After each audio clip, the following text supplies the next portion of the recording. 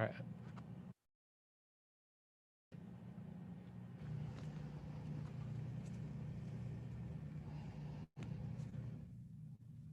All right, welcome everyone to our town hall tonight. We have Greg Hughes here with us. I'm Greg Powers. I'm Greg Hughes' campaign manager. We have Greg Hughes here in studio along with his running mate, Commissioner Victor Iverson from Washington County, drove up here today to join us in studio for this event leading up to the convention. So convention voting is supposed to start Thursday. So we're just giving everybody a chance to ask the last questions that you might have before we go into the vote. So if you're joining us on the phones, we have two things going on here. We have the telephones, a teleconference, and we have a virtual town hall on Zoom. So if you're on the telephone conference, you can press *9 to raise your hand, *9. That'll raise your hand. I can see it on my little monitor here. We can bring you on to ask a question. If you're on the virtual town hall, we've kind of locked down the security settings a little bit. So you have to just chat us privately to ask a question, or you can click to raise your hand. If you're not familiar with Zoom, I feel like everybody's getting pretty good with Zoom right now. Everybody's using Zoom. But if you're not familiar with it, if you're on your iPhone, you just tap your screen, and in the bottom right-hand corner for you guys, you can tap, you'll see 3 little dots or a menu. You click that and you'll see where it says chat or raise your hand. So you can raise your hand that way on Zoom, or you can press *9 on the teleconference. If you're joining us on Facebook Live or one of our other live streaming services, we may not answer your question. We'll take the questions from the delegates that are on the call directly, but you're welcome to participate and have a conversation there with the other people that are there on the social media platforms. So with that, I'm going to turn it over to Greg and Victor to open it up. So yeah, so *9 and then chat me with your questions here. And then I think we're ready to go. So I'm going to turn it over to Greg here. Let me make sure I got the right camera. There you go. Hey, there we are. Hey, welcome to our town hall. This is crunch week. Here we go, folks. This is according to the emails I've read, there's going to be credentialing going on in the first part of this week, and then voting goes live. Action goes live Thursday, Friday, and Saturday. Historic for a couple reasons this election, but one is that it's virtual. That means that this camera that we're looking at, instead of being in a room with you as delegates, is the best we got. So I want to thank you for joining us tonight on this town hall. It's really important. Our biggest paranoia in a race that you embrace, that's high information and you get to ask a lot of questions, is if we're just not making the connection and we're not able to talk or speak with people or answer their questions. And so your participation, I can't tell you how much I appreciate it. We are the only ticket, and Commissioner Iverson will introduce himself here in a second, but we're the only ticket that said we're not going to even try to get signatures. We're not going that route. I knew from day one that this high information election cycle, I'm not only comfortable with it, I want you to be the gatekeeper. I want to earn your support. I think that it's the best way that this state has found its nominations by way of political party. I've never done it any other way, and I wouldn't do it any other way. I'll repeal Senate Bill 54 and advocate for its repeal as governor. But with that, you have 3 candidates that have qualified with signatures. You have a couple that tried but are going to need your support to get through. But we, from day one, knew this relationship that we have. And so I'm asking to earn your support and hopefully tonight. But if not tonight, let's keep talking. So I'm Greg Hughes. I'm running. I'd like to give my running mate, Commissioner Victor Iverson from Washington County, a little bit of time. Well, thank you. Thank you, everybody, for joining us. This is kind of odd. I grew up in this convention caucus system.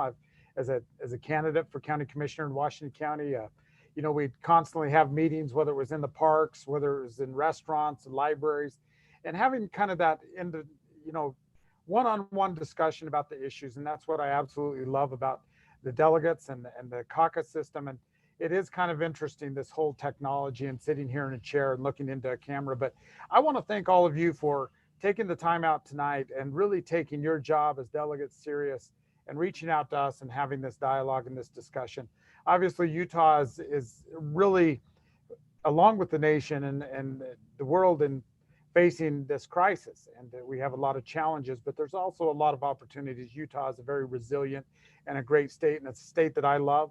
I kid around about the fact that Brigham Young pulled up here 1847 said this is a place, and it still is the place. And so thank you all for what you're doing. Just a little bit about myself. I come from Washington County. I'm a Washington County commissioner down there, serving in my second term. I've just barely finished being president of the Utah Association of Counties. So I come from that background of county government and its interaction with the state. I grew up in southern Utah. Both of my parents are from there. My dad was kind of an old cowboy from the Arizona Strip. And I really appreciated that Western lifestyle and what it is to be Utah. But that's enough about me. I have a beautiful family, 5 beautiful children. And so when Greg reached out and we started talking about our issues, and he invited me to consider joining him on the ticket, I'll tell you why I did that, because I absolutely know that Greg is the bold conservative leader that this state needs at this time. We have challenges, but leadership will be able to solve those challenges. And so that was why I was more than happy to join him here. I believe that we're going to be able to solve these problems going forward, and there's some tremendous opportunities.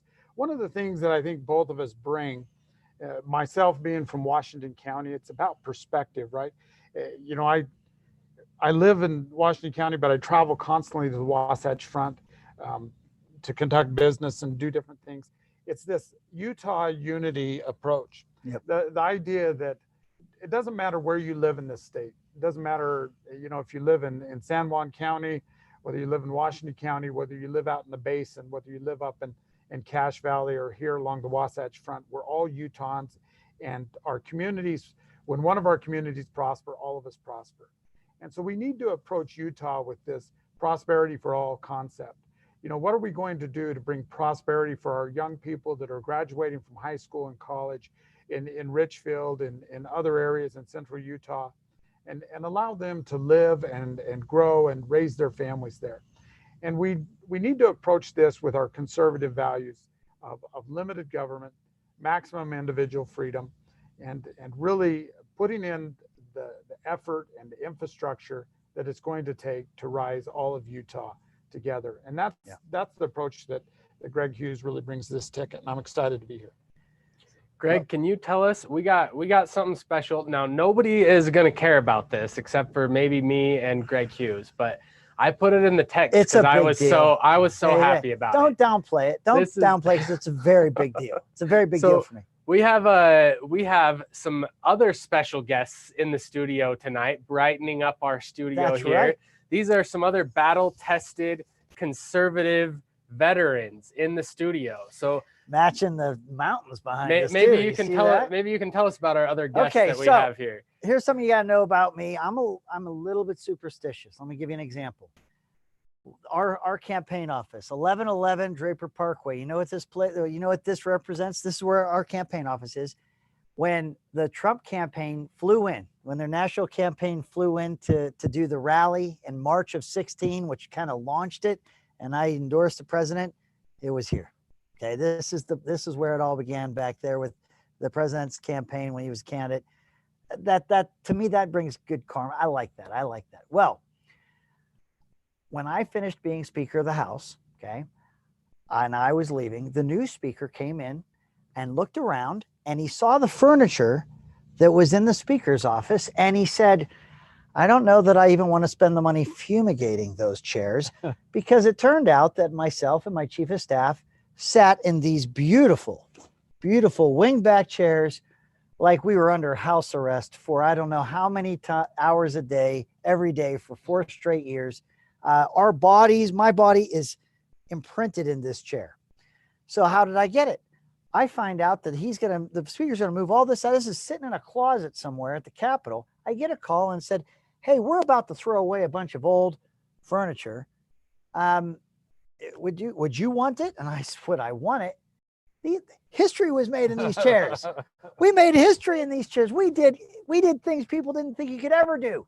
We were people together. We found common ground. We did all kinds of good things in these chairs. So I was very happy to get these chairs and to bring them to the campaign. And like I said, there's a lot of history in these chairs right here, which is a good omen for me. I love it. And they're extremely comfortable. They're very comfortable. Yeah. They're a little It's dirty. better than You the see how stool. you look how worn they are in these chairs. They're worn, but that's a good thing. That means they've been worked in. Someone told us we needed to put like sheets over them or something, but we said no. We're No just way. gonna. I We want should the. put a sheet over Victor's It's a though. good. I mean, I feel yeah, bad. poor He's- Victor. He wasn't part. But look, man, this is threadbare, and this thing has been worked over. That's what this chair is. So speaking Both of of which, we have William Morel.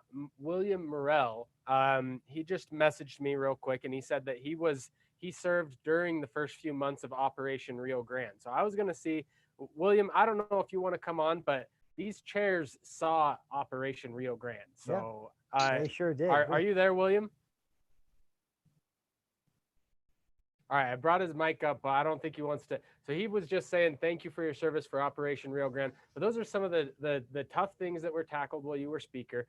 Operation Rio Grande stopped Obamacare expansion. I mean, the list goes on and on. So we're pretty excited about that. So Yeah, these chairs have seen tax cuts. They've stopped federal encroachment. These chairs have been through a lot. They really have. They're holding strong too. And you know what? Anyone doesn't like this chair, they've just been lived in. That's all. Yeah. Sorry, I love them. I love them. I think it's I'm great. gonna Lysol them. And look, man, they do really match the backdrop, don't they? Don't they? Look at Yeah, that. sure. Well, I think it brings up a good philosophy of government. In Washington County, we talk about, the saying, use it up, wear it out, make do or do without. I think government needs to adopt more of that Yeah. frugality and take care of the citizens, taxpayers, and their dollars and use it up. So are those chairs coming into the governor's office with you? Absolutely. They're coming. These chairs stay. Look, I was really superstitious. I even purchased with my own money. So the chair that the president, when he came to the state of Utah and rescinded or pulled back those two, the national monuments, the Bears Ears and the Staircase Escalante, it was a ceremonial signing, but he was there on the stage. He sat down in the chair. There was a desk there. He signed the orders. And I, after it was all over, I took that chair. It came from the House offices. I didn't let anyone else. No one's ever sat in that chair again. And then I had a plaque put on that chair that said that the President of the United States, Donald J. Trump, in December of that date was signed the Bears Ears and Staircase Escalante National Monument, pulling them back. First time two national monuments in a state. It's never happened in U.S. history. Seldom ever happens at all, let alone two of them. So I'm that way. I took that chair. I did all that work because I never wanted that chair to be sat in again once the commander in chief had sat in that chair. And anyway, so. All right. I don't So know. we do have questions tonight. Yeah. I mean, we were here for a town hall. I mean, I You guess know, we but could the do furniture, that. come on. So our first question, we're going to take from the phones. We had someone raise their hand. Phone number ending in 6982. 6982. We're going to unmute yourself. If you want to just introduce yourself, you're on here with Greg and Victor. If you want to introduce yourself, let us know who you are, where you're from, and you can go ahead and ask your question straight to Greg. Yes, this is Bert Clark from West Jordan. Welcome, and Bert. I'd like to know what. Can you hear me? We can hear you, yeah, Bert. yeah, Thank yeah, you for Bert. joining us. Thank you. I would like to know what your position on background checks are, in as much as they're used to complete a list of or register your guns when you buy anything with a background check. You're just registering your gun with the federal government. What's your view on background checks, and how would you handle the coronavirus? Okay, that second question is a big one. But Bert, let me tell you something. I agree with you on the background checks. It doesn't feel like the right to bear arms entirely. I was in Cabela's. It's a long story, but I got asked so many questions. I felt like I needed to be in a room with a light bulb and hanging from the middle of it in a chair and rubber hose or something. It was a little bit much. But look, I supported the constitutional carry, the legislation run in 2013. We passed that bill, constitutional carry, in the House. We passed it in the Senate. It was vetoed, sadly, by the governor, and I voted for the override. As governor, I would not only sign that bill into law, I would encourage and I would advocate for its passage. To me, if open carry is already the law of the land and you don't need any kind of, you don't need a permit on open carry, I think that I think that being able to put a jacket on, I think that reflects more closely our right to bear arms than the current process. That's the answer. The second one on coronavirus, our public our public health strategy. We have to have one. It is a virus that our bodies have no immunity to, and it's very, very contagious. But if that public health strategy does not include a get back to work strategy, and I mean now, the risk to public health will be far worse than whatever it is that they're trying to save or to help. And what I mean by that is there is nothing about our society, this country, and a free market, its economy, where you can stop it dead in its tracks and print money to replace it. This is not a sustainable track that we're on right now. We have to get our economy up and running as fast as we can. We have to take smart precautions about our distancing with people, washing our hands. If you're older, probably staying away from people until a vaccine can be found, and doing that social distancing is best practice. If you're medically frail, keeping social distancing and that self-quarantine is probably the smart way to go. If you're medically resolved, you've had it and you're through the other side, or if you've quarantined yourself for the 2 weeks to know you're not carrying, you don't have it, but you didn't know it, so you're spreading it to everyone. If you're resolved that way, get back to work. It is in the best interest of every business, every employee to not be closed down. So I think everyone's in this together. We'll take those precautions, but we have to start this economy, because I believe that the way we're going to do it, it's not going to just snap on and just be like it was before. We're going to have to get back to it, but the longer we wait, the worse the consequences. How do you feel about the way Sweden handled it? Tell me how Sweden handled it. Was it the herd immunity, or what was that the way? Yeah, so it's my understanding, Bert, that they didn't really close that much down, and their infection rates have not been that much higher than you've seen in other countries that have closed it down. Is that what the study that you're talking about, Bert? Yes, yeah, that's it. Yeah, so here's an interesting, so what the biggest frustration I've had is, having been a former policymaker and watching this, and actually we're all living it in real time.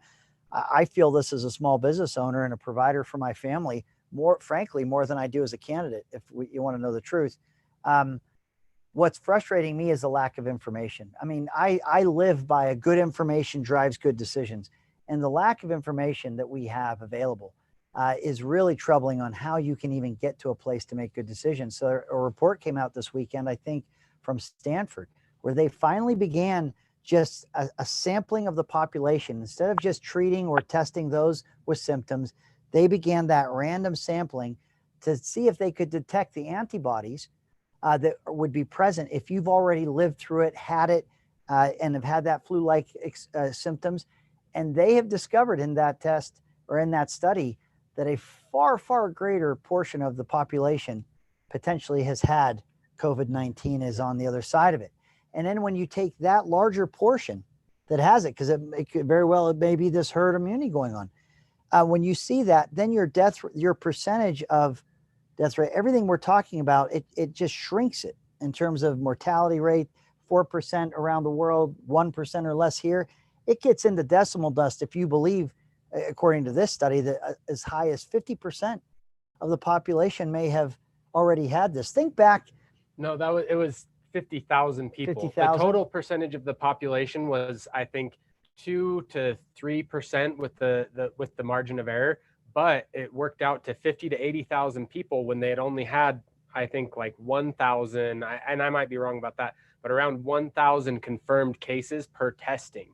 And so if you estimate how many people actually had it based on the 2 to 3% of the total population, then that mortality rate went way down. So the study's just waiting for peer review right now, but it's a legit study from Stanford. And one of the things that Greg and I have talked about is how frustrating it is that we did just kind of shut everything down indefinitely, and it's so long before we're seeing a study like this on the actual mortality rate. So there might be. So they think to clarify though, they think maybe if they were to extrapolate from that study, they think 3% of the U.S. population could have had it. Well, that was in Santa Clara County, California, so you couldn't extrapolate that to the whole country. But what they found that was interesting from that is that if you compare the total number of cases based on that 3% of the population having had it, and compare that to the actual number of fatalities related to COVID-19, then that percentage goes, it turns from, 3-4%, that sounds scary, 1%, that's even still 10 times more than the flu.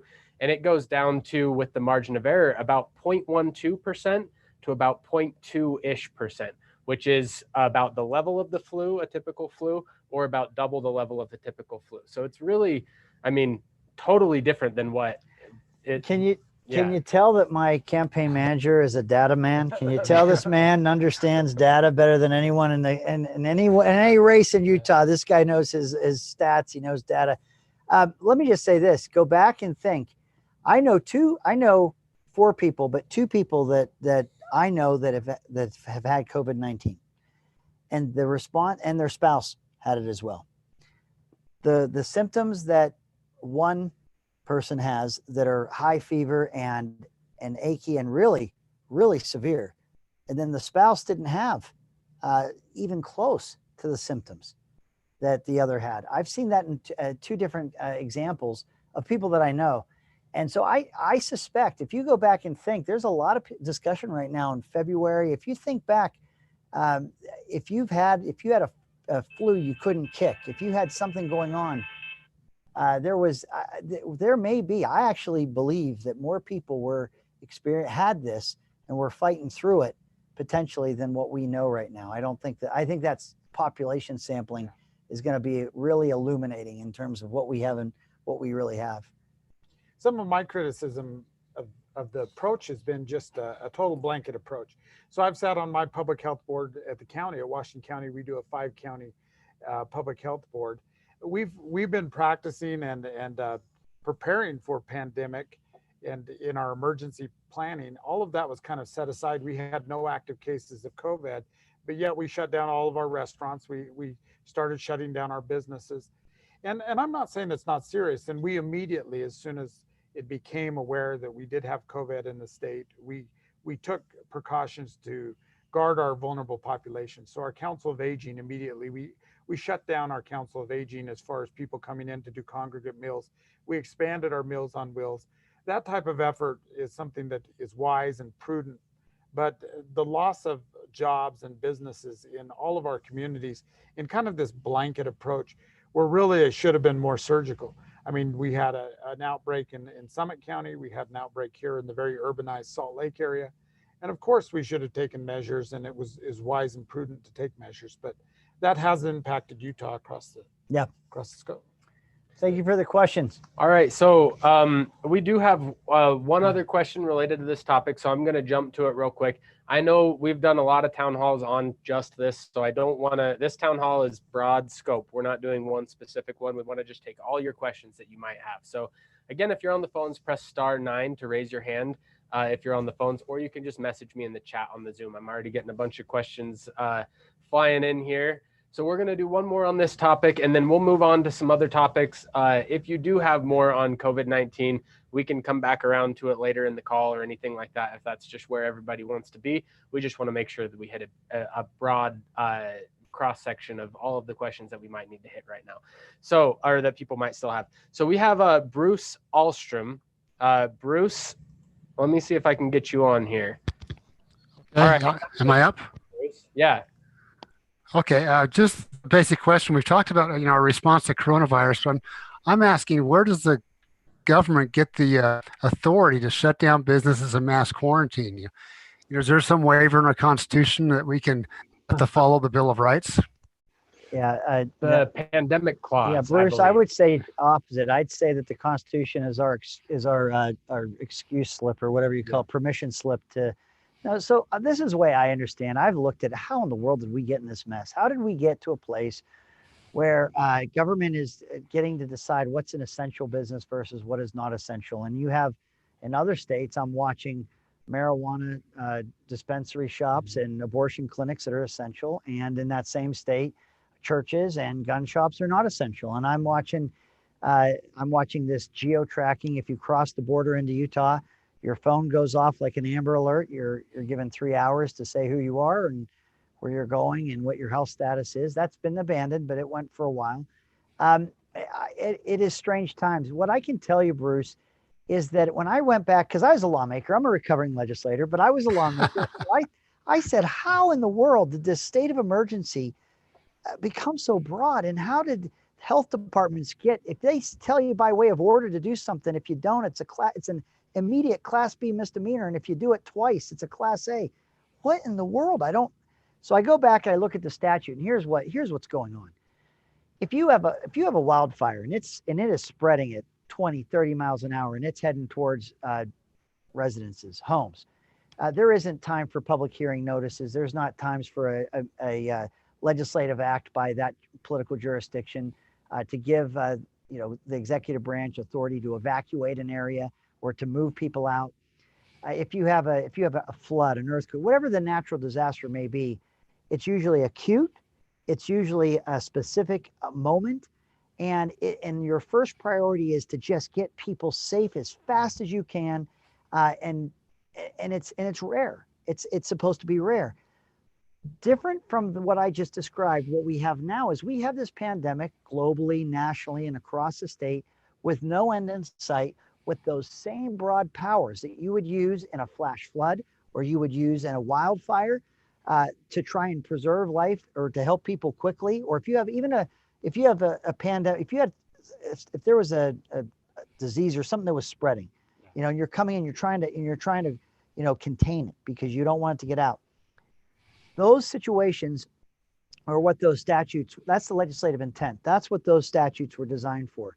It is not the world we're living in right now, where it is open-ended, and it needs to be changed because it has infringed on our constitutional rights, our right of assembly, our right to worship according to the dictates of our conscience, all the things that we know and we have talked about philosophically over the years that the Constitution protects in terms of those liberties. We're in real time, Bruce. We're in real time seeing those constitutionally protected liberties taken from us, literally taken. And I don't think anyone's trying. Well, actually, I think some are being draconian about it. I'd argue some of those Democrats in D.C., they love this. They'd love to make us all dependent, lose an economy, and be dependent on the government. But I think that many of these decisions have been made trying to just promote and protect public safety, but it's gone too far. I think a lot of them really don't understand what our Constitution says. I think there's little understanding of our Bill of Rights. What you just said, let's say there is an approaching fire and you get the warning, hey, a fire is coming. We recommend you evacuate, get out now. Is that you have to evacuate? Or, if you're smart, you're going to go, is that you have to, or is it your choice to evacuate? See, that's. Yeah, and you bring up a good point. So when I'm using that example, I'm thinking that there isn't even time to make that call. You're just trying to move people quickly. But your point is when there's a hurricane. When you said that, what I would think is, if you've watched, the meteorologists will tell you, okay, 5 days away, 4 days away. And I think even in those cases, Bruce, you don't see people being forced from their home. They're being told, this is going on. You need to move. It is not safe to be here. But I don't think people are getting pulled out in situations where there's time and people are fully informed. I think. Right. I might be wrong, but that's the way my recollection is that they try to get you out of that path of that approaching hurricane, but they're not going overboard. But if you had a situation where you couldn't even tell someone that you have something happening quickly, you're trying to help evacuate people, that would be more of a immediate, just trying to help get people to safety. But you're right, Bruce. Thanks, Bruce. We appreciate Thank that you. question. Remember to vote. Well, remember to vote. It's coming up Thursday through Saturday, and that's the voting start. So if you're on here, you're asking questions. We hope you're just getting either you already love us and you just want to hear us talk some more. You're already voting for Greg, or you're trying to fill out your ballot and figure it out, and so you're on here to ask. And we should probably mention this, Commissioner, a couple times. Look, this is the only ticket. We never sought signatures from day one. I never went to the elections office on January 2nd and said, give me the sheets to get people to sign signatures so I can qualify for the primary ballot. I'm the one that didn't do that. I always knew that you, the delegates, were going to be my gatekeeper. You're going to decide my fate. Thursday, Friday, Saturday, as you vote, I go. I either don't or I do. It's up to you. And that's the way I wanted it. But I do want you to know that. I want you to know that I decided to do it this way, and I am working to earn your support to get into that primary election cycle, and need your support, frankly. And we're getting great feedback. Delegates across the state are responding to this message and are rallying to our support. I feel that a lot of them are very engaged. They recognize the times we live in. They also recognize the conservative, bold leadership that Greg offers as a candidate for governor. And it is unfortunate. I always look forward to that morning of the state convention. There was always a lot of energy, and it was so fun to interact. And unfortunately, we're not going to be able to have that this year, but we really do appreciate everybody online and joining us here and continuing to call in, and what you're doing as delegates, representing your neighbors, and really doing what our representative type of government is supposed to do. Yep. Okay, I'm gonna just pop in with a real quick question. We had it from Shelly. So this one, we're gonna do it real fast, but to both of you, who's your favorite founding father and why? And then I'm gonna go to a question that I have on the phones over here. Alex. Well, I'll go ahead and answer. You go first. For years and years, it was Thomas Jefferson. But I have to admit that I've just barely finished a book of George Washington. You can never go wrong with the father of the country. And I'm in the middle, almost to the end of Benjamin Franklin. So I think I'll settle on Benjamin Franklin for this reason. He's kind of what you call a polymath or a Renaissance guy. I appreciate his dimension that's outside of a founding father, but he's also a get it done type of guy. Yep. I mean, whether it was starting the library, whether it was starting a fire department, he was just absolutely great. So I love Thomas Jefferson. It's true, but here's the deal. I'm hot on Alexander Hamilton right now because I just totally dig on that on the musical, and I just love it. I love that. I love his whole story, how he got here. Let me tell you something. Let me give you something better than a founding father that nobody talks about. That's from that musical, but that's from history. Hercules Mulligan. You ever hear of him? You didn't. You know why? He was a tailor and he was a spy, and he tailored in Boston all the Boston or all the British generals and all the officers' suits, and then he had other customers, and he would put he was fitting them. He would hear all the intel on the military strategy.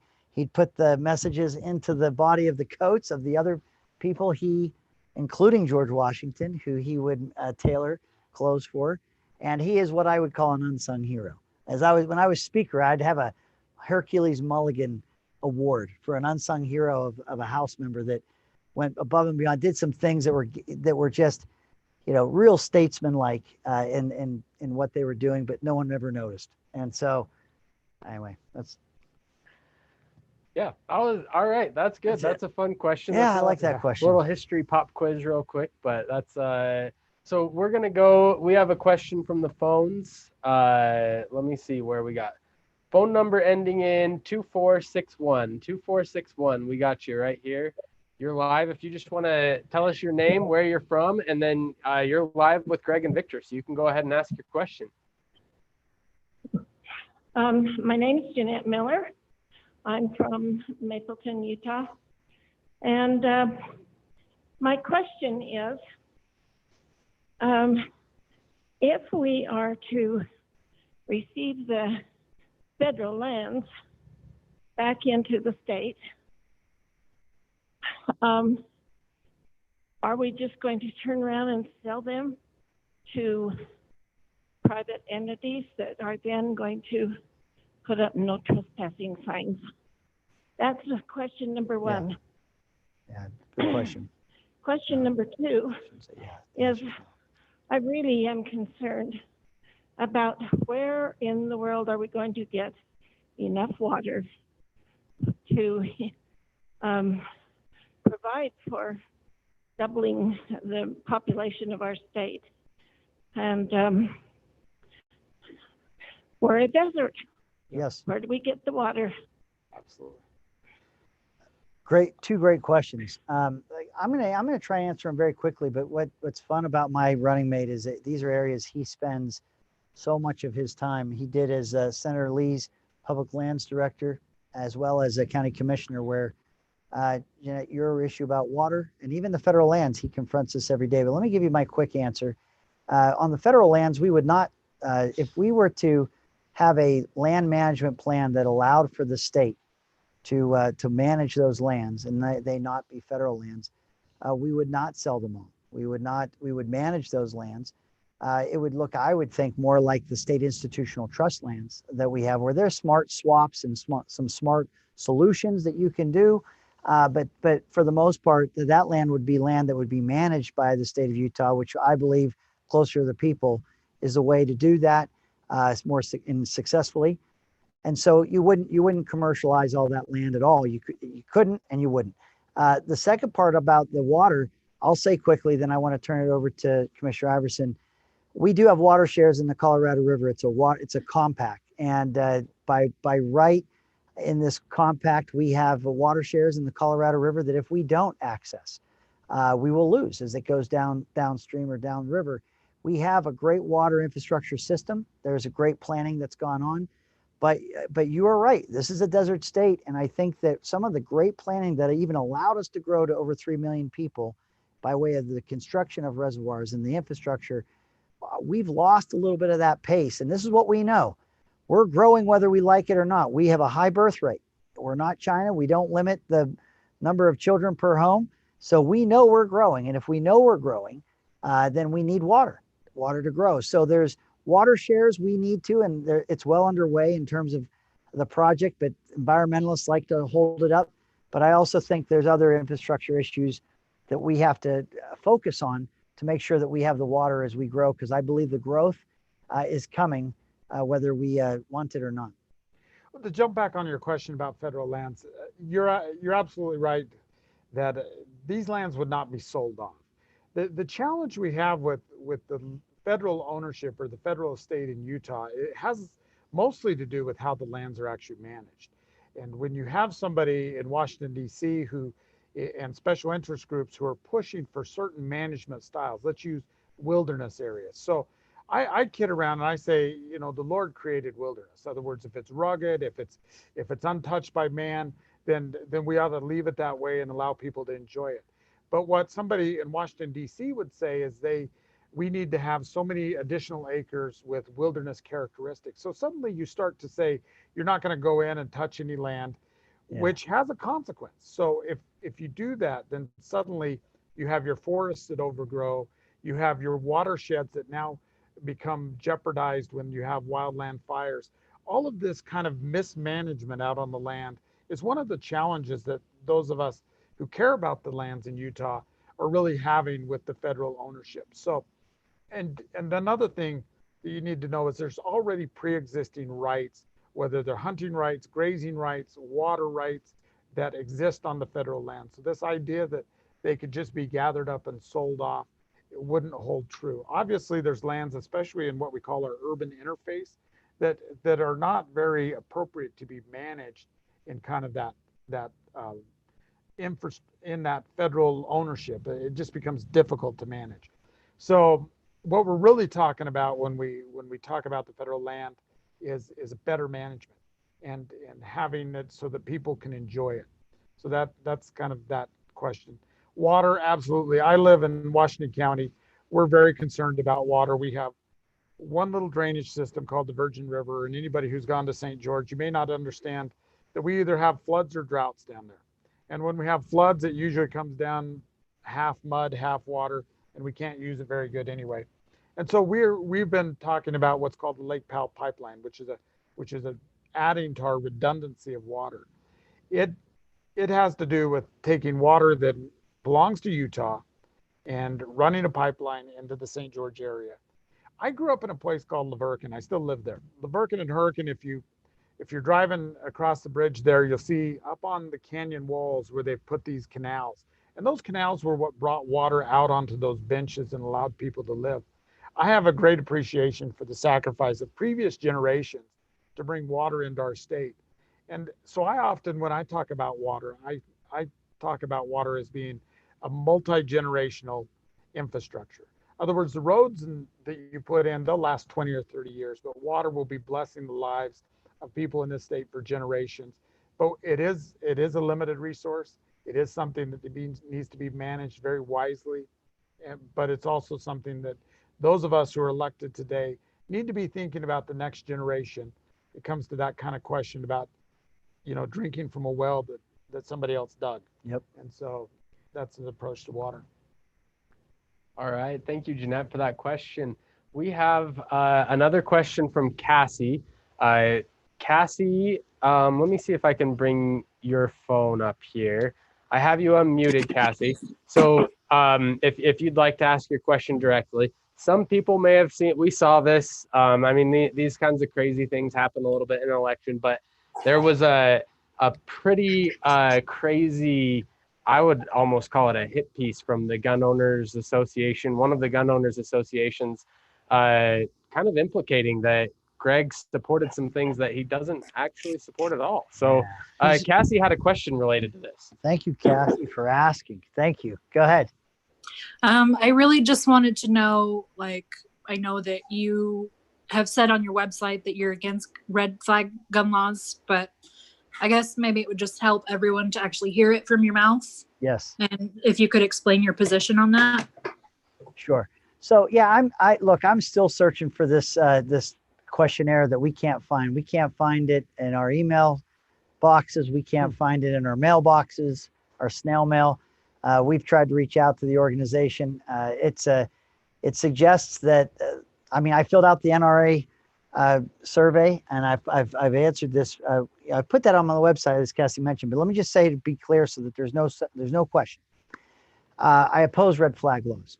What the hook is, what the emotional hook, and how they get people to think that they're okay, is they say, "Do you want crazy people to own and buy and use guns?" And I think when you think of that, think of some crazy movie you've seen, and you're like, "No, I don't want crazy people to have guns."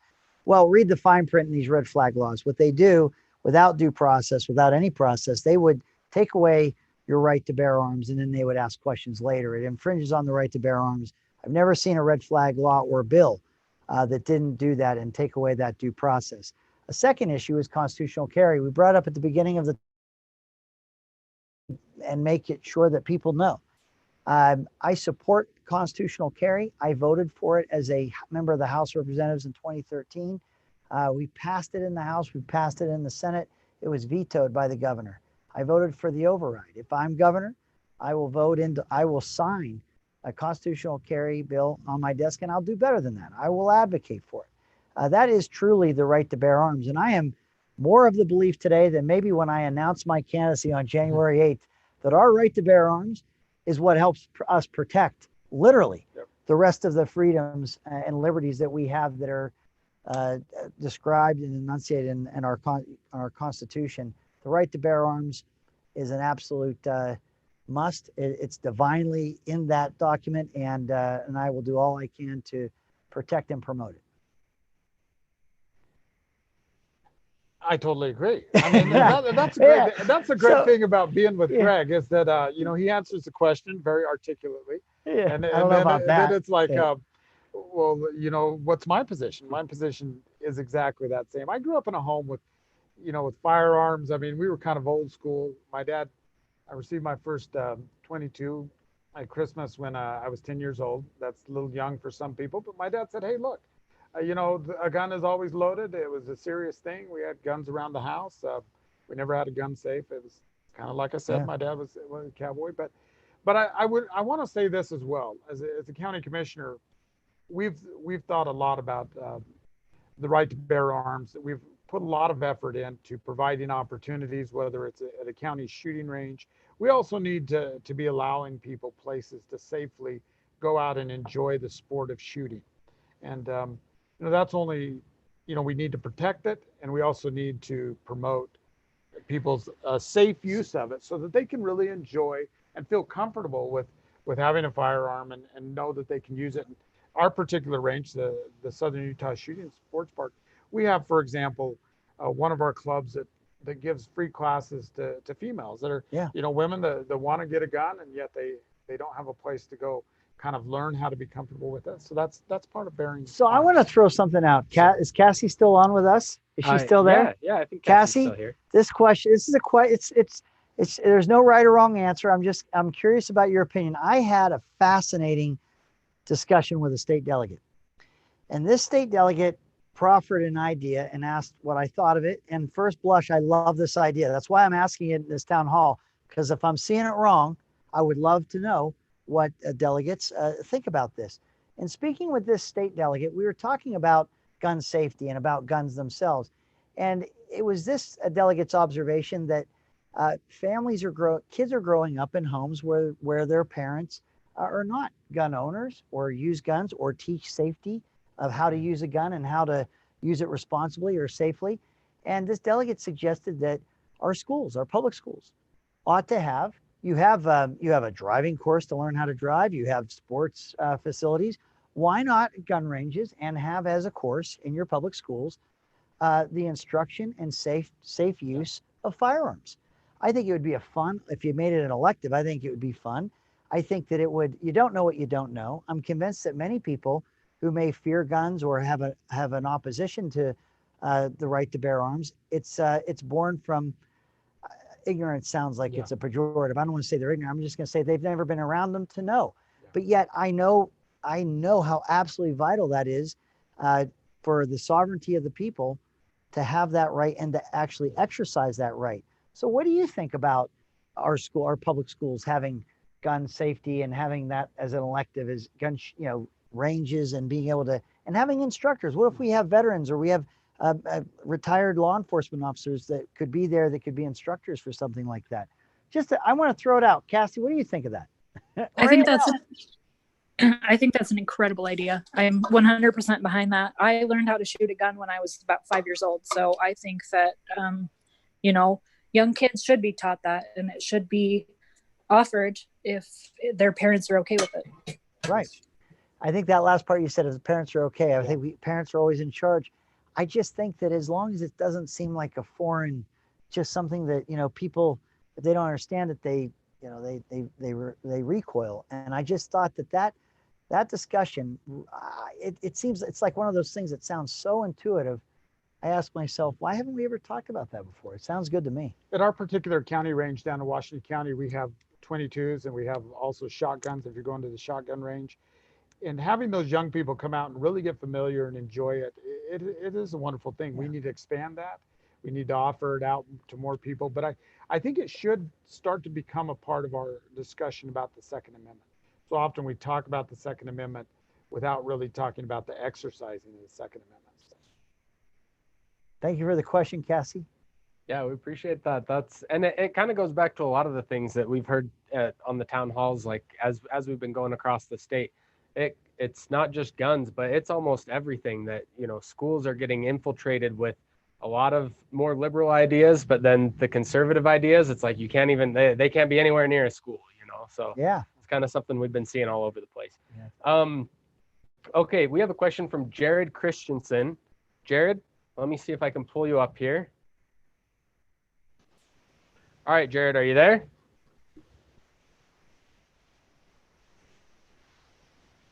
All right, we might not have Jared. So Jared, are you there, Jared? Okay, I don't hear him. All right. So Jared's question was just he said, this is why I liked his question. He said he likes you, he supports you, Greg, but can you win? Spencer Cox, John Huntsman Jr., those are big names right now. They got a lot of support already going into the primary. Are you going to be able to actually beat those guys if you get through? It's a great question. I've heard it before. Let me be clear. We absolutely can. I don't get in races that I don't see the path or I can't win. I'm not an also ran candidate. We are moving in the polls like nobody else has. We've moved 11 points since the beginning of this race. No other candidate can track the way in the movement that we have had in this race. We have the resources, and we will to be able to be competitive in a primary, assuming I earn your support, to be our the TV and radio and digital, and we have a base. We have a strong base. You're looking at a ticket here. We know fundamentally the prosperity of the state of Utah has to be, and its population growth has to be the statewide, not just hyper focused in the Wasatch Front as it has. You got all that congestion going on. What you have in this ticket is you have a ticket that is advocating first hour, first day, that kind of economic prosperity. Well, what does that do? Southern Utah and rural Utah, that's music to their ears. You have a lot of counties, a lot of communities that have never seen that kind of economic opportunity. And you've seen a lot of young people leaving communities throughout the state to try and find jobs along the Wasatch Front. We're going to change that. And that creates, in a primary environment, it's a third of the vote when you look at rural Utah and southern Utah. We're gonna earn that base, and we're gonna earn that base in a race where you're gonna have at least 4 candidates. You have 3 candidates that qualified for the primary through signatures. You're right, John Huntsman and Spencer Cox, high name ID. They've been tracking well, but they've been just moving a few percentage points. We're the conservative ticket.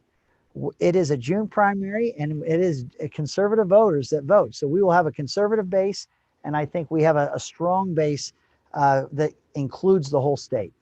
I was involved in the Mike Lee campaign back in 2010, and as we looked at that race, it was clear that we were even up here along the Wasatch Front, and then we came down into Washington County, and the margin of victory was there. The voters, they resonated and they rallied to the message of a conservative.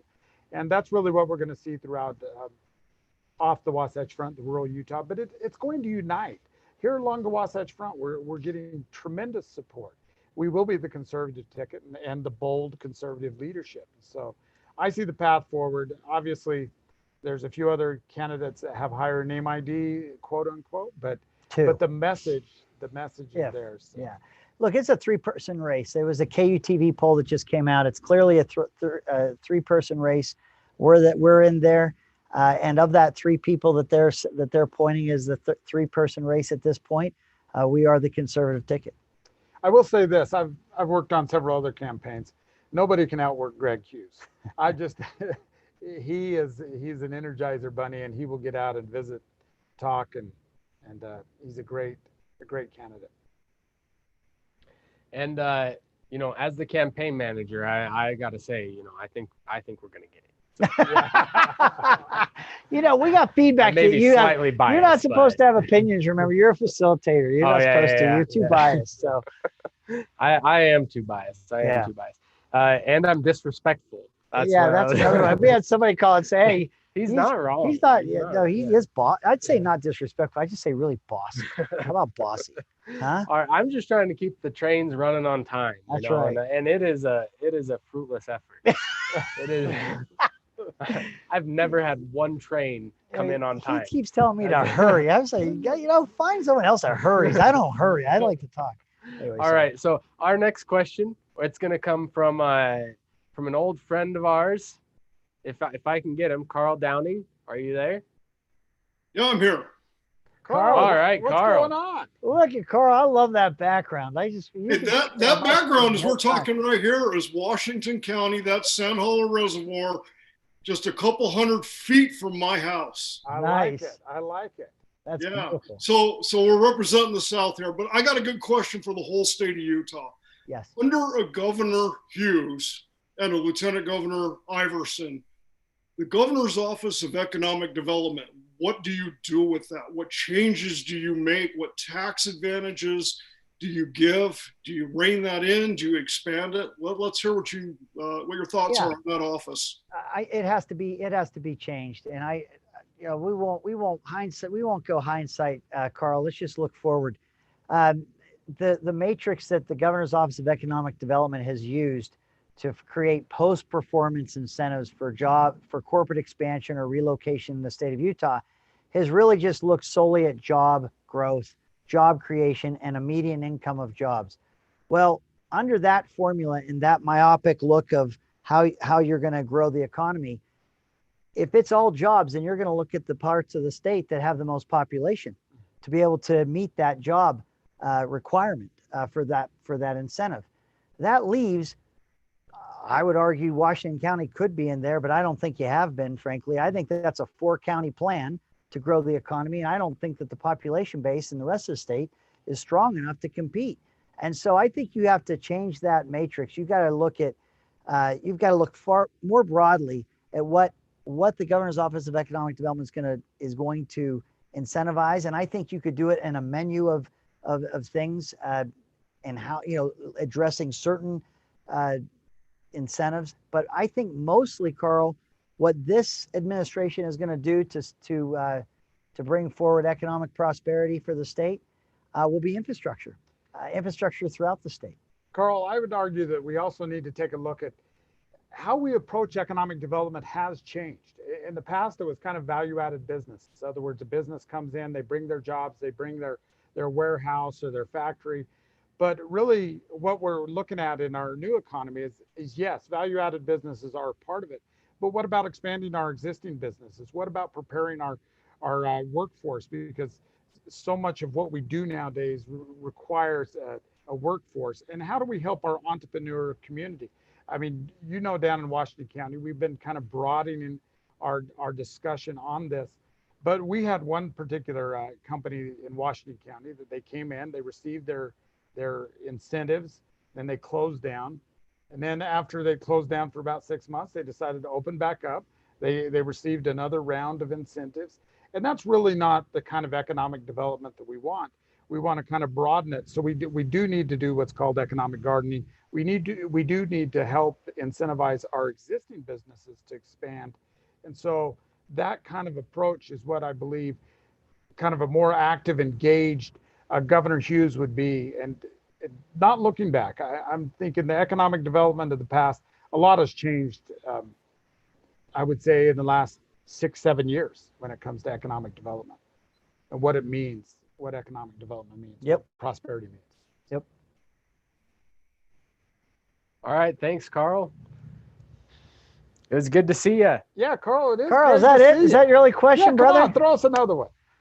Just kidding. Hey, let's see your cute dogs. You got good dogs. I like your dog. I got Ruby. My Ruby. You got a dog looks like my dog Ruby. Let me see you. You around? Carl just cut his mic. He said He can't hear us. Okay. All right. Bye, Carl.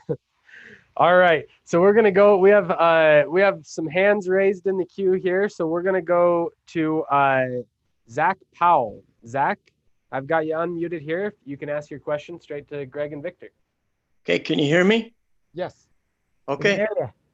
All right. So I was raised in Salt Lake County in Sandy area. We always had fog and a lot of inversion. My mom told me that the pioneers had problems with their air when they lived in Salt Lake area because of the inversion. So whatever you put into the air stayed until you had your next storm, and then it left. Well, when I was 15, way back in 1970, we moved down here to Emory County. In Emory County, we had Emory Carbon County, we had 7 power plant stacks, and we have beautiful air. You can see every star in the sky. It's just beautiful. So my concern is when they talk about air regulations, I believe that every area in the state is different, and that every area should be treated differently when it comes to restrictions and regulations. How do you feel about that? I absolutely concur, Zach. Thanks for that observation. I'll give a couple examples. But you're right. First off, if we have the Wasatch Front that is a valley, it's like you said, unless you want to blow out a mountain range and get some air through, you're gonna have inversion. It's just part of the topography. I mean, we have those mountains there. But as you fill up that valley and you have more tailpipes, even as we reduce emissions from tailpipes, there's going to be some air quality issues of what can't escape. So there's some of that going on. But you're right about that inversion. Here's what I'd say. We have an administration right now. We have a Department of Air Quality. And Department of Environmental Quality, you have DEQ, but under Department of Environmental Quality, you have DAQ, which is the Department of Air Quality. And I don't know how many Utahns know this, but our Department of Air Quality, it's imposing stricter regulations on our businesses than the Environmental Protection Agency nationally. And I've never heard anyone say that the EPA is a wing of the conservative Republican Party. It's pretty tough. A lot of people think that the EPA can get pretty strong-armed. at times. And we have an administration where the Department of Air Quality or Division of Air Quality is more strict and looks to impose regulations that are even more strict than the EPA. That has to change. That absolutely has to change. An example, Zach, of your is when I grew up, I'm the pioneer of my family. I came from Pittsburgh. I came across the plains, not in a handcart, a Suzuki Samurai, but I'm the pioneer. When I was a kid, it was the high school. I found this job, and I was a balloon chaser. I was a hot air balloon chaser. And what that means is that meant I was in a van with some people, and the hot air balloon would go up, and it had like a beer. Pittsburgh's a drinking town with a football problem. So of course it had Iron City balloon, right? And it would go up during rush hour. It was kind of a way to advertise. But to your point, because it isn't a mountain range, when that balloon would go up in the air, it would just shoot. It would just start. And you would literally, with binoculars, you would be chasing this balloon wherever the jet stream and air patterns were taking it. They could take it anywhere. I came to Utah. I moved to Utah, and I went to a hot air balloon fair. And I looked, and the balloons rise, and they just hover. They never move. And it highlights what you've said about this mountain range. You just don't have that airflow that if you get outside of, you don't know what you don't know. If you'd ever lived outside a place that didn't have this kind of a bowl, you would know that air flows like that. And it is so different in this area here. So I think you have to look at the state differently in terms of what those challenges are. But I think we also have to acknowledge that that there is something inherent about a valley and what it does with air until that storm blows through. And I think Utah needs to appreciate the power that's being produced out there and how important that is. And when we look at the prosperity of our state, having cheap power is absolutely essential. What I worry about is folks that are completely disconnected from what it takes to create energy, making policy that dramatically impacts our capacity to create energy. When I drive through Emory County and see those smokestacks, I think that, that is what really brings a lot of blessings to people here on the Wasatch Front, and they need to appreciate it. So, while we're on topic, let me just say one more thing. Our coal in Utah, lowest sulfur, highest BTU burning coal anyone's found. If we care about even the planet, we should be exporting that coal more so than Australia's coal or Indonesian coal. Our coal should be to markets everywhere. And I don't know why we've lost it in the United States, frankly. We have, the coal is absolutely uniquely clean in terms of how low sulfur content it has. What about our waxy crude? Almost non-existent sulfur and pollutants in that coal or in that waxy crude. And what makes that more marketable, if we could get it to markets, particularly the Gulf, is that there are lower emission standards being required, higher emission standards with lower pollution. And there isn't a blend stock out there to get the fuel as low in pollutants or as high in quality as our waxy crude. That waxy crude should be the most valuable crude because of how clean it is than any other crude that can be found. Really, I've tried to find where this yellow waxy crude exists anywhere in the world. I think it's now it's hard because of that waxy element to it that's hard to transport. But in terms of using it as a blend stock to lower those, the pollutants in it, it should be more valuable than ever before. And so we've got to get that to market. And if you care about the environment, we should especially be seeing our natural resources getting to markets. When I was working for Senator Lee, I had the chance to go out and tour Sufco Mine, which is in Sevier County. It's not in Emory County, but going down, my mother's family, my grandfather and great grandfather were both coal miners back in Kentucky. So I'd never been to a coal mine before. That was, when you see what it takes to get coal out of the ground, it's a beautiful thing. It makes you appreciate America. It's almost patriotic in some ways, at least for a natural resource guy like myself. But it was a lot of fun to see. So, thank you, Zach. Thank you for that question, Zach. All right, so we have a question, an in-between question, more just for fun. Somebody was asking if you heard about the LDS Church announcing a temple in Pittsburgh and what your reaction was.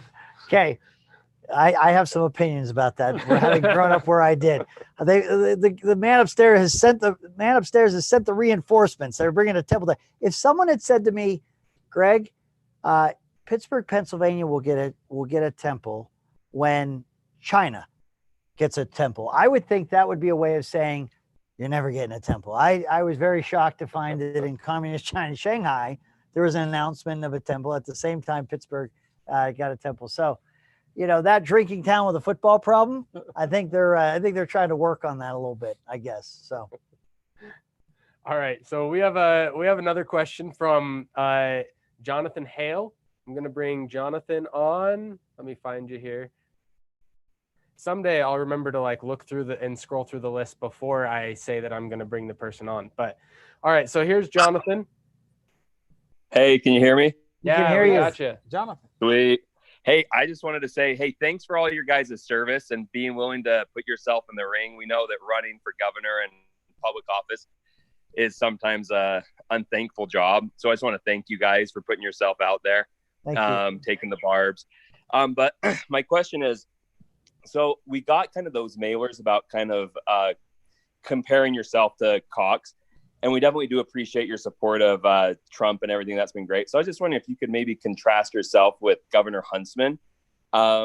Just kind of let us know what kind of are some compare and contrast between you and Governor Huntsman. That's my Jonathan, question. I'm glad you asked that question because it was, when I got in this race, I argued and I still believe it's an open seat. So I really don't have any other opponents. I have to make my best case to the delegates first off, and then if I earn your support and I get to the primary, I'm looking to make my case and we're looking to make our case in a primary. The reason why I thought that contrasting piece where I shared the lieutenant governor's tweets and sentiments about President Trump is that he is the one candidate in this race that has not been involved in this race. He's pulled himself out to work on the COVID-19 issue, and in a high information election cycle, I think questions that I would have imagined delegates to have asked very directly, those opportunities weren't happening. So I think those issues are out there, and I wanted it to be fully informed, and so I made that decision to do it. But let me go further. Your question is in terms of contrasting myself with other candidates. With Governor Huntsman, I feel that I'm more conservative, to be blunt. We were at this UCARE conference recently, and we were asked to explain some of our bold views of how we could be good stewards of the environment and address clean air. And, my answer was, I think we grow the economy off the Wasatch Front, and we start to see that as a relief valve where we're not just hyper-focused in the Wasatch Front, where, as pointed out in Zach's question, that bowl can start to, with population growth, you can see the air quality be impacted. And so my answer was a broader play of seeing that growth, population, and economy throughout the state. Governor Huntsman said that he'd like to see zero net emissions by 2030. That's a pretty bold statement, and I didn't get a lot of press, but I think that that's a decade earlier than California is trying to get at zero net emissions, and it's in line with the Green New Deal that you see that's been thrown around in Congress a little bit. I consider Governor Huntsman a friend. We worked together when I was in the legislature. He was the governor. I've been close with his family. But to be very direct about the contrast, I will have a more conservative approach in policy and in practice than Governor Huntsman. Well, I love that question, Jonathan, because like you, before I was on the ticket, I was a supporter of Greg's, and really why I served as president of the Utah Association of Counties. So in that capacity, and as my capacity as a county commissioner, I had a chance to interact with the governor and the governor's office, and very fine people. I'm not going to speak ill of that, but what Greg really brings, and to answer your question, is really this bold leadership and the idea that we absolutely need to get things done. And so I would sit on boards and with other county commissioners, and we would kind of talk about the different candidates. We all have a certain amount of relationship with all of them. And we'd say, who would be the best governor for the state of Utah? And it always came back to the fact that if we wanted to get anything done, it had to be Greg Hughes. And so it was kind of at that point, because as a county commissioner, it's kind of an interesting place to be. You have to work with whoever's going to be the next governor. And so at first, I think I was I was just kind of comparing everybody, and then it just dawned on me that I absolutely had to get behind Greg and help him win. So it's really that bold leadership, action driven, and there has been some times when I've been concerned about the current administration and whether or not they really want to solve the important problems that I need to solve as a county commissioner in Washington County. Yeah. So continuing on this same topic here, we kind of touched on it a little bit, but this is putting a point on it. We have somebody who asked the question. Jeff Birmingham is saying that he's the only one that has the money to win, to be able to beat Huntsman and compete with Spencer Cox. And so that everybody needs to rally behind Jeff Birmingham because he's the guy with the money and he's the guy that's going to win. That question? Yeah. I just 2 words, Mike Bloomberg. Just let's go talk to Mike Bloomberg about whether money can win an election. I mean, it's, I don't mean to diminish it, but I'll turn it over. But you know what, to your point, Victor, here's the issue. I think he's spent more money up to date to this point in the race than anyone, even the ones that are by reputation, the deepest pockets. And I don't know that the polls would reflect that his message is resonating with voters. The money doesn't overcome the message or the results. And so I think that when you see how much has been spent and where where these polls are showing us right now is a 3-person race, and we're in this 3-person race, I think the way you spend your campaign resources, we have clearly shown that we have the ability to raise. We've been TV and radio and digital media. We did it through January, February, March.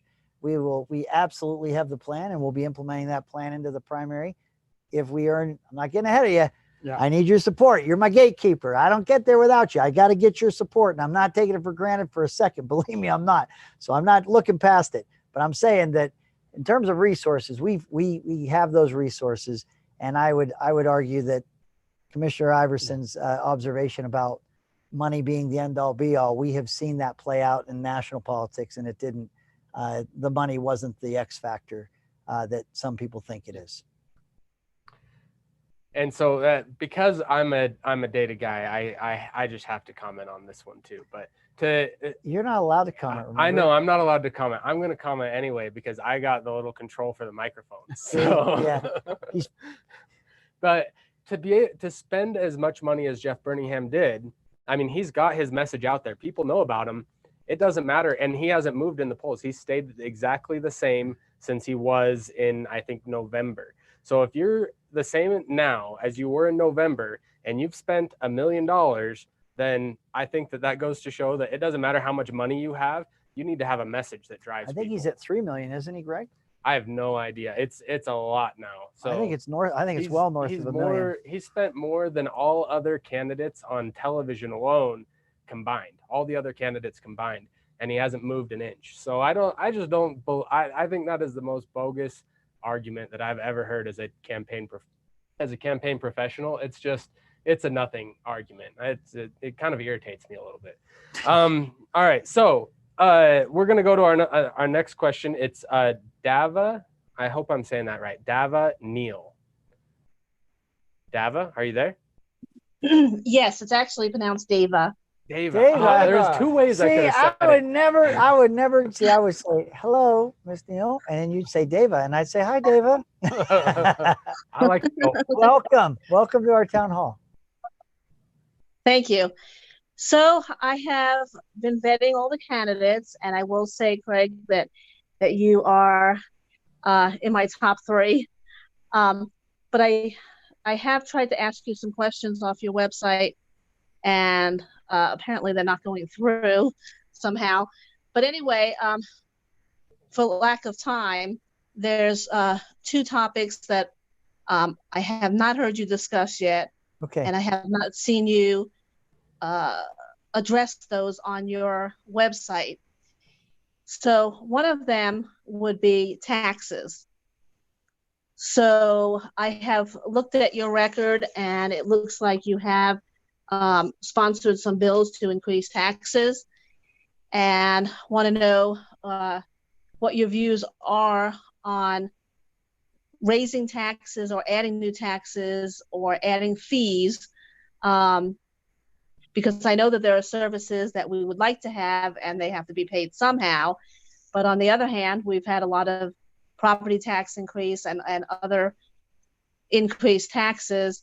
So how would you go forward into the future, and especially now, trying to get our economic growth back on track after COVID-19? David, thank you for that question. Yeah, so here is the fact. I want to cut taxes. We cut $400 million in taxes, and lowering the state income tax in 2007 from a progressive 7% to a flatter 5%. We took the state tax off of food, and we saw revenues climb and the economy do well when we did that. I've seen some criticism of bills that were passed while I was speaker or when I've been in the legislature. Some of those are formulas of how you collect taxes moving forward. And so it's a bit of an accounting exercise where if you say, well, if you change the formula, would that increase revenue and how you would collect it going forward? I am a tax cutter, and in whatever formula they're trying to point, or my critics would point at tax increases, I will show an eclipse and a cutting of taxes that would that is far, far greater. We cut taxes. We are supply siders. We make sure people have more money in their household so that they then, because that's what grows the economy. It's not, you're not going to create a larger percentage to get more money. It doesn't work like that. I do believe, and I have a track record to show you that I do believe in cutting taxes. And we cut taxes while I was speaker. We went from that 5% down below. I went to a 4.95 cutting income taxes in my last year as speaker. So if you're looking for someone that cuts taxes to help fuel the economy, I'm your candidate. And he's got a running mate that happens to have the lowest tax rate in any county in the state as well. So well, yeah, Washington County, we've had the second lowest, and now we have the lowest because Utah County had to raise their mill levy. But to David's point, you know, it really comes back to our philosophy, because I sometimes hear my mayors or special service districts say, oh, well, this tax increase only equals $7 to each household, or this tax increase only means $3. But it's not the government's $3. It's not the government's $7. And what happens when you start adding, you know, whether you have a city tax, a state tax, federal tax, all of this starts to weigh on our families in Utah. And so you need to approach this in the philosophy that it's not your money.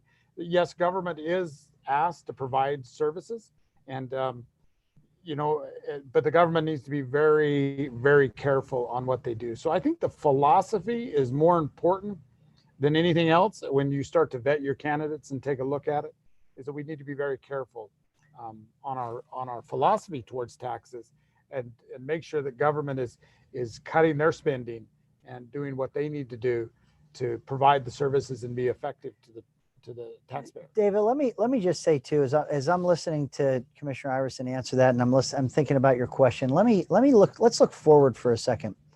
We're going to face in 2021 some of the most, I would say they're going to be historic and unprecedented shortfalls. The one thing that happens, you know, we're feeling the effects of the economy being shut down. It's impacting every family. Bills come due every 30 days, and people have lost their jobs and their businesses have been forced to be closed. And there is a consequence to that. One of the other consequences is there is not any tax collection going on like it once was. So there is going to be, for the next governor walking in 2021, two clarion calls. One will be to raise taxes to try and generate more money, because there will be not as much as was expected, and there are going to be immense shortfalls in the services that the state, county, and cities provide. The other will be a clarion call to accept more federal money.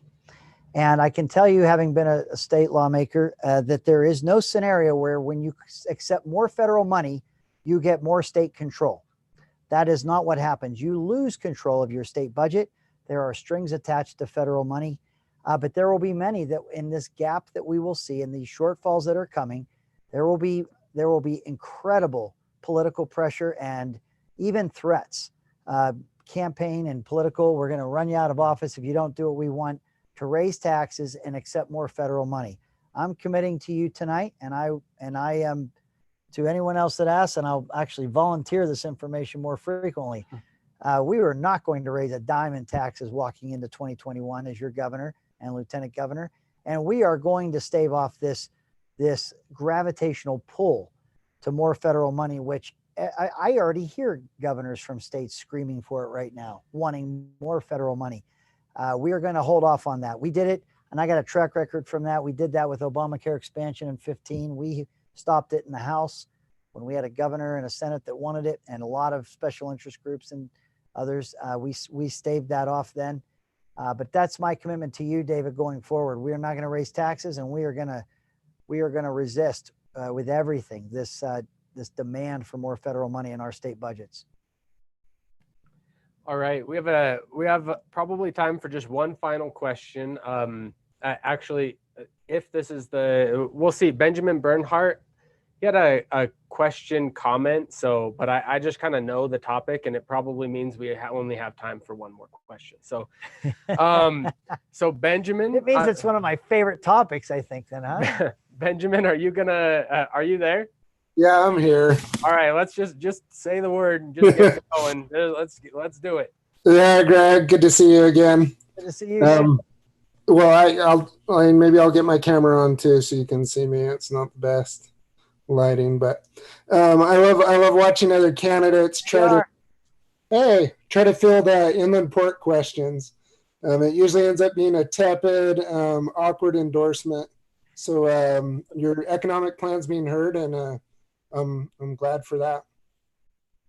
So just take this as a moment to talk about inland ports and how it could help some of rural Utah. Benjamin, thank you so much. Let me just say this. I am bullish on this. I am very excited about this policy, and it was in my last year as speaker. This concept of an inland port is not new. It is tried and true. It is at any coastal port in the world. If it is busy, if it is bottlenecked, a logistics solution is that the rail from those coastal ports comes to an area that's called an inland port. And what that does is that allows for the imports and exports of containers and shipments to happen at a higher and greater pace. What we know, and east of the Rockies, we have them in the United States, in Louisville and in Kansas City, around the world. The busiest ports in the world have inland ports that are connected to those ports. This is what we know about ports, coastal as well as inland ports. They become an ecosystem for a robust economy, a growing economy.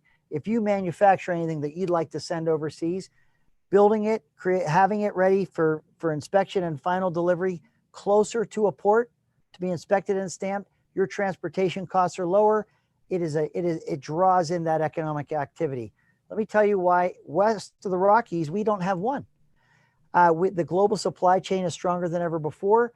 So this is Utah's unique, and this is why Utah has studied it since 1978. Literally since 1978, this state has been studying the viability of an inland port and wanting to do it.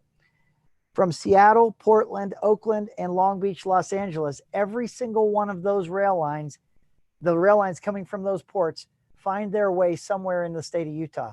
We can thank the Intercontinental Railroad and it coming through our state for giving us that rail transportation advantage. Now, if you know that an inland port does all the things I just said it does, and all that economic vitality, and you have the one state out of 50 where every port on the West Coast or a coast comes into your state, then what you have by way of opportunity is that you could have a system throughout the state where those rail lines come in of U.S. custom bonded ports. Well, once those rail line comes in, where would those containers go? Let's look at our road system in the state of Utah. Again, very unique. Interstate 15 starts in Alaska, goes through Canada, goes through the Western United States, and then through Mexico. 3 countries, 1 road. Interstate 80 goes across the country. Interstate 70 goes across the country. Roads. We have a road system that is ready to have a system of inland ports in the state. And then finally, our airports. We have great and strong airports. We have some infrastructure that we could invest throughout the state with existing airports. But when you look at the Salt Lake International Airport, it is the only complete rebuild of an international airport in America. They have extensions, they have refurbishments. There isn't one that the airport we've been in the past is going to be torn down and turned into rubble and there's going to be increased passenger flights, but more importantly, at least for an inland port, increased air freight. So if you're talking rail, road, or air, if there is not an inland port west of the Rockies, and we know that it is a logistics solution, there is no other state better primed to see that economic engine. It will be, and this isn't hyperbole, it will be as impactful to the state's economy as the Intercontinental Railroad was. If we think of what our economy looked like in Utah prior to the Intercontinental Railroad, then after it, that is the kind of impact that we'll have with this system of custom or U.S. custom bonded ports. And the nice part is we have so many rural and other communities outside the Wasatch Front that want that. They have the infrastructure. It needs to be enhanced, but they're ready to go. And here's my promise, Benjamin, to you and everyone that's listening. I do not have the patience for a 10-year plan. I am not here advocating this, and I didn't fight as speaker in my last months in office to get this and get a Utah Inland Port Authority in statute to see this a decade from now. I commit to you, and there's an executive director from the Long Beach port that runs our Utah Inland Port Authority. I said, I don't want to lie to people, but I want to be able to say, and it can be hard, in the first 24 months of this 4-year term as the Hughes Iverson administration, we will have the first of a system of U.S. custom ports. We will have the first operable inland port in Utah in the first 24 months. And he said, yeah, that'll be really hard, but we can do it. This is a guy that's been in a helicopter all over this state looking at all the opportunities. We can do it in 24 months, but it requires first hour, first day, hair on fire commitment to this infrastructure play and this economic play for the whole state. That inland port is a key. And don't let anyone tell you that it's polluting too. The more rail cars and you connect that rail, the less trucks. It's upside everywhere.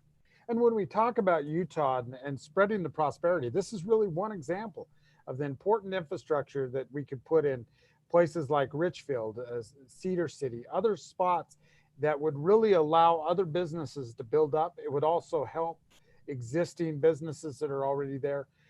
It really is about spreading the prosperity across the state and helping Utah families in a way that hasn't been. It's time that we stop discussing things in kind of bumper sticker and we actually get down and get it done. Well, and I'll say this, look, you see all these paid protesters, you see all this drama, okay? Environmentalists don't want to see the state of Utah grow. Yeah. They don't want to see it prosper. They'd like it to stop. They don't want they want to stop growth. That's why you're seeing kind of the pushback that's going on. So it's going to be hard. It's going to take political capital to get this done. But this is what's different. I held almost 45 town hall meetings around the state before we kind of changed, before the world kind of changed underneath our feet. What's changed for me since just that time, just in March, the beginning of March, is that we are all as a nation realizing that we can't be dependent on all of our pharmaceuticals and all of our medicine coming from China, or everything that we have. We lost manufacturing somewhere along the line. We lost the ability to make things. We have to, for this state's independence and to be able to make our own things and not be dependent on other countries, our manufacturing sector, our ability to produce our own pharmaceuticals, our own drugs, all of that, I think America as a country is going to be more committed to. And what I see for the state of Utah is we're going to see that manufacturing and we're going to see that economic activity grow because we've always known we want to export. And I think in an inland port system that I'm describing that we're going to work on very hard, it'll be our goal to see the exports going around the world and emanating really from the state of Utah and all of its infrastructure advantages to be able to do it. So this global pandemic that we're in, I think it even enhances the opportunity that we have to have these U.S. custom bonded ports. We definitely want to export, but the one thing that we must stop exporting from rural Utah is our kids. And so having jobs and economic opportunity really brings that in. I grew up in a time in Washington County when I tell people that it was my class, my generation, that was the first one that had the opportunity to stay in Washington County if we wanted. We started to build that economic mass. But in a lot of our communities off the Wasatch Front, we haven't reached that yet. And it takes a certain amount of prosperity in a community to not export your kids, to have the jobs needed. Inland port will be a great foundation for continuing to grow our economy. All right, I think that's all the time we have for questions tonight. We're gonna do another one of these tomorrow. So, and we might do. Are we gonna try the other the? I'll do the it. Zoom This is crunch time, folks. Look, folks, this is the week. This virtual convention actually is Monday. I don't know if actually we've gotten our email to start credentialing today, but credentialing is supposed to happen at the beginning of this week, and voting goes Thursday, Friday, Saturday. So we have a week-long convention.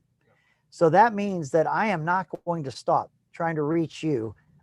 This wasn't the election cycle I signed up for to do it all through a camera, but that will not deter us. We are going to do everything in our power to make our case, to answer every single one of your questions. We are the only ticket that did not try to collect a single signature. You are our gatekeeper. You get to decide whether we move on to the primary and make our case or not. And I love it that way. But the only way that works is if we actually are able to interface and answer your important questions. So, and let you make that vote of conscience. So I'm asking for your support. I'm asking to earn your support. I'll tell you this, at the end, we talked about a lot of issues tonight. It's easier to talk about them than to actually do them. There's a lot of things that we're talking about that are bold. It will require work. And I can tell you that if you haven't had the liberal media attack you, if you haven't had the special interest groups threaten your reelections, if you haven't had the Twitter storms and the social media try to shame you out of your position or call you corrupt for having one, if you haven't seen the fear that can be contagious amongst your colleagues and your staff when the heat gets turned up, if you've not lived through those things and you ask a candidate what they'll do in those circumstances, I don't think they know themselves, let alone what they'll tell you. What I know is that we are battle tested. I know that as public servants, we have been through that refiner's fire. I don't buckle, and I'm undaunted. So we'll get it done. We'll do the hard work. That's why I'm proud of this ticket, and I'm so happy that you've been here with us tonight. Please join us again and pass the word. Let anyone know they can join us, and we want to answer any questions that anyone has. Thank you. Thank you.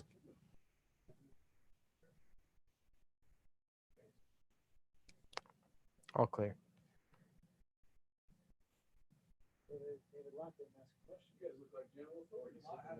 I like it. Hey,